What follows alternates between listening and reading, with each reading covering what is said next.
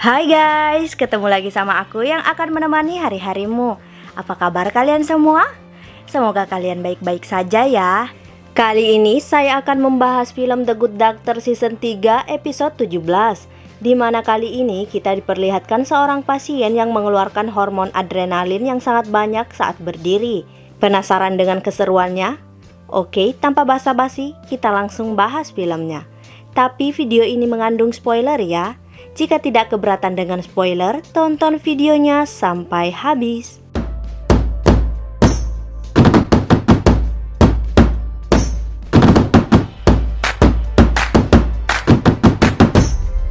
Film diawali dengan diperlihatkannya seorang laki-laki bernama Wes yang dibawa oleh tim emergensi menggunakan helikopter. Wes tertusuk oleh pohon kaktus sekitar 4 hari yang lalu sehingga membuat luka Wes menjadi infeksi parah. Wes tertusuk pohon kaktus saat dirinya sedang memimpin pendakian bersama dengan 6 remaja 16 tahun. Salah satu dari 6 remaja itu bernama Max dan terlihat jika Max sangat khawatir dengan keadaan Wes. Para dokter langsung membawa Wes ke rumah sakit untuk dilakukan pemeriksaan lebih lanjut. Saat dilakukan pemeriksaan, kita diberitahu jika 6 remaja yang ikut dengan Max adalah orang-orang yang tidak memiliki keluarga lagi. Jadi 6 remaja itu kini hidup dengan Wes dan Wes lah yang mengajari semua tentang kehidupan kepada 6 remaja tersebut. Dr. Park dan Dr. Resnick yang sedang memeriksa keadaan Wes menyadari jika infeksi Wes telah menyebar hingga jantung.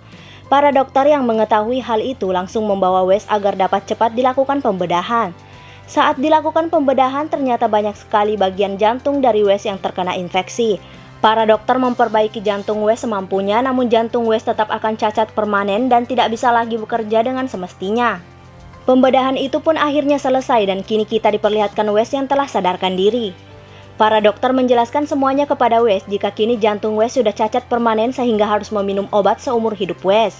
Saat para dokter sedang menjelaskan keadaan Wes, tiba-tiba saja para dokter menyadari jika kaki dan tangan Wes membengkak. Para dokter langsung mengambil sampel Wes untuk dilakukan uji lab untuk mengetahui penyebab kaki dan tangan Wes membengkak. Lalu kita diperlihatkan para dokter yang menemui Wes setelah para dokter mendapatkan hasil uji lab. Para dokter menjelaskan jika Wes menderita gagal ginjal yang disebabkan karena darah tidak mengalir dari jantung ke ginjal. Hal ini terjadi saat jantung Wes infeksi sehingga aliran darah tidak mengalir ke ginjal dan membuat ginjal Wes rusak parah. Para dokter menjelaskan jika Wes harus mendapatkan donor ginjal untuk mengganti ginjal yang sudah rusak. Namun mencari donor ginjal perlu waktu sehingga Wes harus melakukan cuci darah secara rutin sampai mendapatkan donor ginjal. Lalu kita diperlihatkan Dr. Resnick sedang melakukan cuci darah pada Wes. Namun saat Wes sedang melakukan cuci darah, tiba-tiba saja Wes mengalami serangan jantung. Dr. Resnick langsung memberikan pertolongan pertama agar Wes tetap dapat bertahan hidup. Setelah Wes stabil, Dr. Resnick langsung menemui Dr. Andrews dan Dr. Park. Dr. Resnick menjelaskan jika jantung Wes tidak kuat saat Wes melakukan cuci darah untuk ginjalnya. Jadi kalau melakukan cuci darah maka Wes akan mati terkena serangan jantung. Tapi jika tidak melakukan cuci darah maka Wes akan mati karena gagal ginjal. Jalan satu-satunya kini hanya mendapatkan donor ginjal. Dan jika selama 2 hari mereka tidak mendapatkan donor ginjal maka Wes kemungkinan besar akan mati karena gagal ginjal. Para dokter pun berusaha mencari donor ginjal untuk Wes. Namun para dokter masih belum bisa mendapatkan donor ginjal untuk Wes. Lalu malam harinya kita diperlihatkan Dr. Resnick bertemu dengan Max dan teman-temannya. Ternyata Max dan teman-temannya telah mengetahui jika Wes akan mati bila tidak mendapatkan donor ginjal. Bahkan mereka semua telah dites oleh salah satu suster di rumah sakit itu dan ternyata ginjal Max cocok dengan Wes. Max ingin mendonorkan ginjalnya untuk menyelamatkan nyawa Wes. Tentu mendengar hal itu, Dr. Resnick sangat kaget karena dari segi umur Max masih tidak diizinkan menjadi pendonor ginjal. Namun masalahnya jika tidak ada pendonor untuk Wes maka Wes akan mati. Lalu kita diperlihatkan para dokter sedang bersama dengan Max untuk membicarakan masalah pendonoran ginjal untuk Wes. Para dokter menjelaskan semua resiko menjadi pendonor termasuk mati di meja operasi saat dilakukan pendonoran. Tidak hanya itu, jika pendonoran ini gagal atau adanya komplikasi mungkin Max akan mengalami tekanan darah tinggi seumur hidup. Walaupun pendonorannya berhasil, Max harus dilakukan perawatan dan penyembuhan yang sangat lama. Namun ternyata Max menyetujui semua resikonya dan memohon agar pihak rumah sakit menyetujui dirinya jadi pendonor walaupun Max masih di bawah umur. Ternyata yang membuat Max sangat ingin menolong Wes karena Wes adalah orang yang paling berjasa di hidupnya. Karena Wes lah yang telah membebaskan Max dari penjara. Para dokter yang mendengar hal itu meminta Max untuk menunggu di luar karena para dokter masih ingin melakukan diskusi lagi. Dr. Andrews, Dr. Resnick, dan Dr. Park menyetujui jika Max menjadi pendonor karena ini untuk menyelamatkan Wes yang bisa dibilang ayah angkat dari Max. Tidak hanya itu, Max juga terlihat sangat yakin dengan keputusannya padahal para dokter telah memberikan semua resiko yang akan terjadi. Namun ternyata Dr. Lim tidak menyetujuinya dan lebih memilih berbicara terlebih dahulu kepada Wes. Lalu kita diperlihatkan Dr. Lim menemui Wes. Dr. Lim menjelaskan jika ginjal Max cocok dengan ginjal Wes dan Max pun menawarkan diri menjadi pendonor. Dr. Lim juga menjelaskan jika dirinya tidak setuju Max menjadi seorang pendonor karena Max masih di bawah umur dan harus memiliki tubuh yang sehat. Dr. Lim juga menjelaskan jika Max adalah anak yang sangat baik dan jika Max menjadi manusia yang berguna semua itu berkat Wes. Wes pun mengerti dengan keputusan Dr. Lim dan meminta satu permintaan sebelum dirinya mati. Lalu kita diperlihatkan Dr. Lim menemui Max. Dr. Lim menjelaskan jika ginjal Max memang cocok dengan Wes, namun masalahnya antibodi Wes menolak keberadaan ginjal Max. Tentu yang dikatakan Dr. Lim ini adalah suatu kebohongan karena semua itu adalah permintaan dari Wes. Wes melakukan itu semua agar Max tidak merasa kesal karena tidak bisa menolong Wes karena memiliki ginjal yang cocok. Max yang mendengar hal itu sangat sedih karena dirinya sangat ingin menolong Wes. Lalu kita diperlihatkan Wes sedang menasihati Max dan teman-temannya untuk terakhir kalinya sebelum Wes mati pada esok hari. Di sisi lain kita diperlihatkan Dr. Murphy, Dr. Melendez, dan Dr. Brown sedang menangani seorang pasien yang bernama Alice. Alice memiliki keluhan yang sangat aneh yaitu tidak bisa berdiri terlalu lama bahkan hanya bisa berdiri sekitar 1 menit lalu terjatuh. Hal ini disebabkan karena Alice merasakan lelah, pusing, dan mual saat berdiri.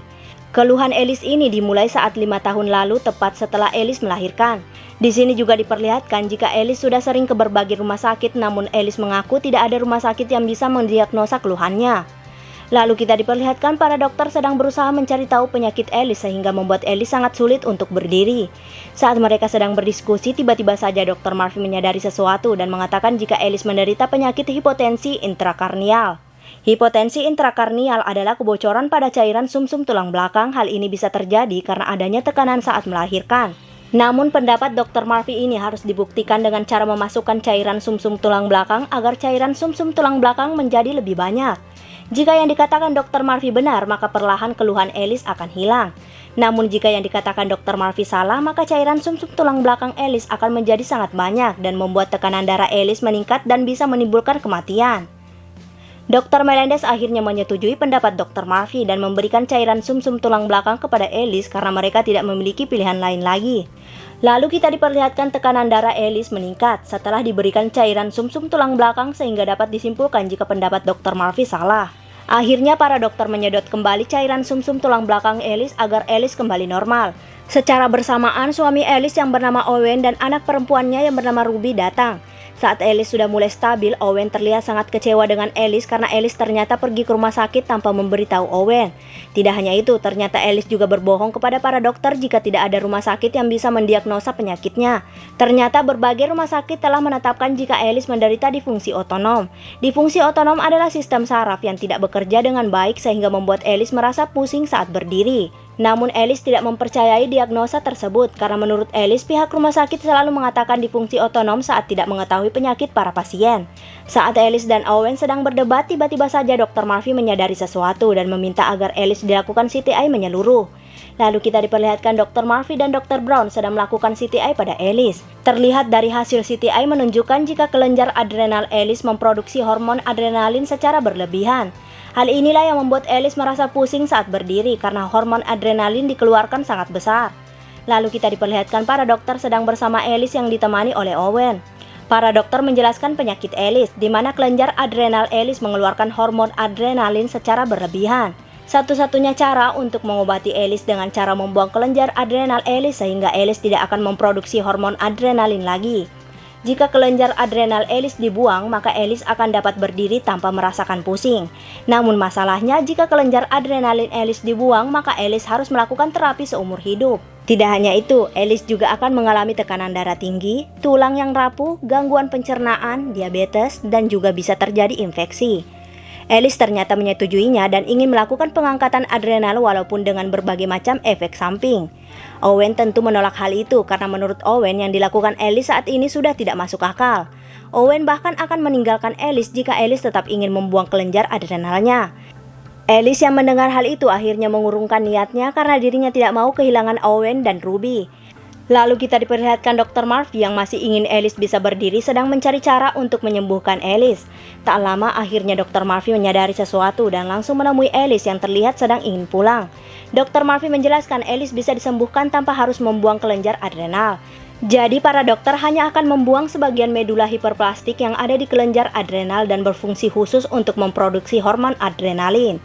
Hal ini tentu akan menahan produksi hormon adrenalin secara berlebih dan juga kelenjar adrenal dapat bekerja dengan semestinya karena tidak dibuang. Jadi Alice dapat berdiri tanpa merasakan pusing dan juga tidak mengalami efek samping setelah pembedahan. Mendengar hal itu tentu Alice dan Owen setuju dilakukan pembedahan untuk membuang sebagian medula hiperplastik yang ada di kelenjar adrenal. Para dokter pun melakukan pembedahan pada Alice dan tentu saja pembedahan itu berjalan dengan sangat lancar. Lalu kita diperlihatkan Alice yang sudah sadarkan diri setelah dilakukan pembedahan. Alice pun mencoba untuk berdiri dan terlihat kini Alice benar-benar sudah dapat berdiri tanpa rasa pusing. Bahkan kini Alice sudah dapat menggendong anaknya dengan posisi berdiri. Dr. Brown, Dr. Murphy, dan Dr. Melendez pun meninggalkan Alice untuk beristirahat. Saat mereka keluar dari ruangan Alice, tiba-tiba saja teman dekat Dr. Brown datang yaitu Das. Das ini sebenarnya sudah pernah muncul pada season 2 episode 7, di mana waktu itu Das memiliki seorang istri bernama Kayla yang umurnya hanya tinggal 6 bulan lagi dan tentunya kini Kayla sudah mati. Keinginan terbesar Kayla sebelum mati yaitu menjodohkan Das dengan Dr. Brown. Dr. Melendez dan Dr. Murphy pun meninggalkan Dr. Brown bersama dengan teman lamanya yaitu Das. Malamnya kita diperlihatkan Dr. Melendez menemui Dr. Brown setelah Dr. Brown berbicara dengan Das. Dr. Brown menjelaskan jika Das mengajaknya untuk berkencan, namun Dr. Brown belum menjawabnya karena Dr. Brown masih belum tahu perasaannya dengan Das. Dr. Melendez mengatakan jika Dr. Brown terlihat sangat senang saat bertemu dengan Das dan itu lebih dari cukup untuk mau berkencan dengan Das. Dr. Brown pun yang mendengar hal itu memutuskan untuk menerima tawaran kencan dari Das. Lalu kita diperlihatkan Das dan Dr. Brown sedang bersama di rumah Das. Mereka pun menghabiskan malam bersama sambil memasak sebuah kue dan tentunya mereka berdua terlihat sangat bahagia. Di sisi lain, Dr. Murphy menemui Lea dan memohon pada Lea agar dirinya diberikan kesempatan untuk menjadi pacar Lea. Bahkan Dr. Murphy mau melakukan apapun dan berjanji tidak akan menjadi perfeksionis.